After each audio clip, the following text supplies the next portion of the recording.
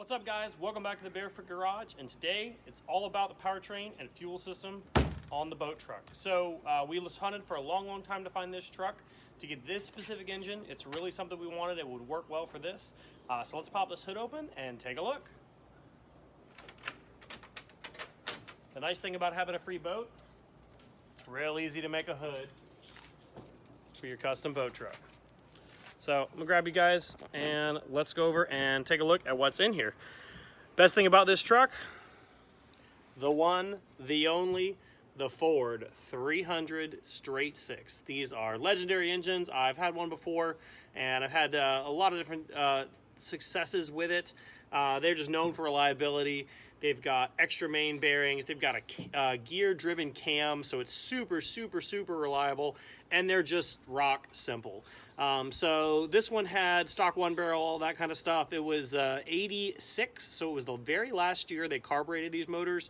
That stock one barrel was junk, so we got this nice Offenhauser intake that we're going to put on there. It's ready to go. I got the exhaust all real sealed up. It is a non-cross flow, which means it's a huge hassle to change the intake and the exhaust manifold because you got to balance all this up there and they weigh 1,000,000 pounds. But we're going to throw a 4-barrel on it. It's a mechanical fuel pump. It does have some semblance of some electronic injection or electronic ignition per se. We may end up yanking that out and just throwing a points distributor in there. So let me get the fuel system laid out and we'll show you guys what we're going to do. Currently, the only thing here is the engine and the fuel pump. We're going to build from the tank all the way up, new hard lines, new rubber lines, new filters. It's already got a new pump on it. And then we will throw on our new, to us, Holley carburetor. We got a 670 CFM Street Avenger for $100. Can't beat that. We got that intake for $200. They're normally about $450. So doing a little Facebook Marketplace shopping here during the lockdown.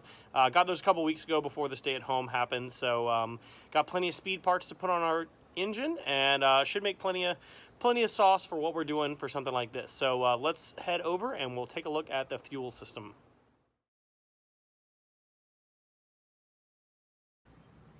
All right, guys, this is the fuel system that's going in the boat truck.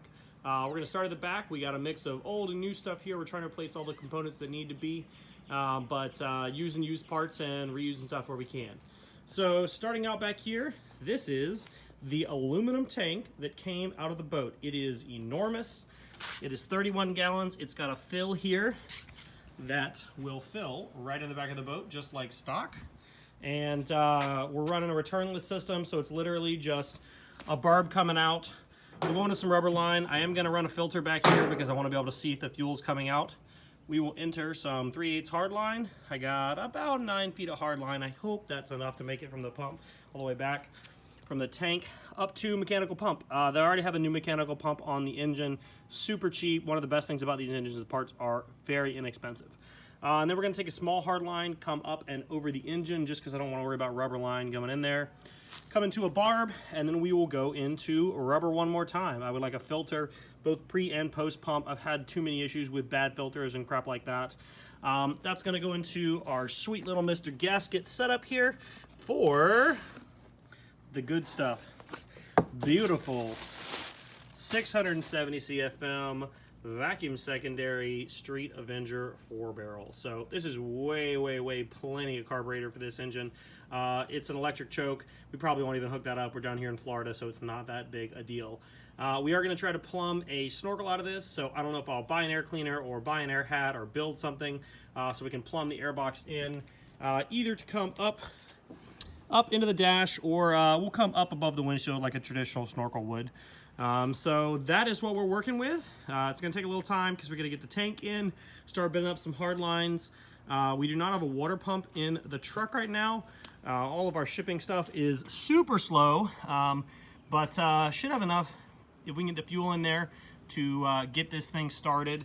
I can see the brand new mechanical pump there ready to rip. So we're going to get after it and we'll check back in later. All right, quick update here, guys. We've got the fuel tank in. Don't mind that ratchet strap. It has a filter coming out, goes down, and we got hard lines coming up, and it stops about there. Unfortunately, I'm a little short on hard lines, and I'm short on one fitting, so No fire up tonight, but we were able to use some of the factory clips down there. Looks super nice, and hardline is going to be good to go. So we'll get some more hardline next time we can get outside and get to the store, and we're going to keep moving along with the front half. Alright guys, we have got some progress here. We are one barb and a couple feet of hose short of hooking it up to the pump to the tank. But I went ahead and moved it up to the top side here and got that beautiful Holley carburetor on here. Looks like it works good. We did have to use a 1/2-inch spacer, just some kind of cheap Amazon one. So the only things we got hooked up are power brakes and a PCV valve. Went up and made a hardline from the pump up and around, another filter here just to be safe. And then we'll figure out an air cleaner situation for that. So looking good on the top of the engine. When we took the rocker cover off to replace the gasket, we found that on the number 6 cylinder, one of the push rods was out of the rocker arm. So this dude's been running on 7. I wasn't sure if it's the intake or the exhaust. I didn't get a good look. With not a cross flow head, it's super hard to tell. But went ahead and pulled that rocker. It's a hydraulic cam, so we just pulled the rocker off, put it back on, tighten it back down, so it should be good to go. So as soon as we can get to the parts store, we just need to run a little 5/16 line up here from our hard line up to the pump, and then this should be ready to go. Water pump's due on Saturday, and then we're actually going to be rear mounting the radiator here. You can see I'm sitting right here in the front of the vehicle. There's going to be no fan, nothing up here, so we're going to rear mount the radiator. We're actually going to be using some electrical conduit from the depot, since that's what we can get.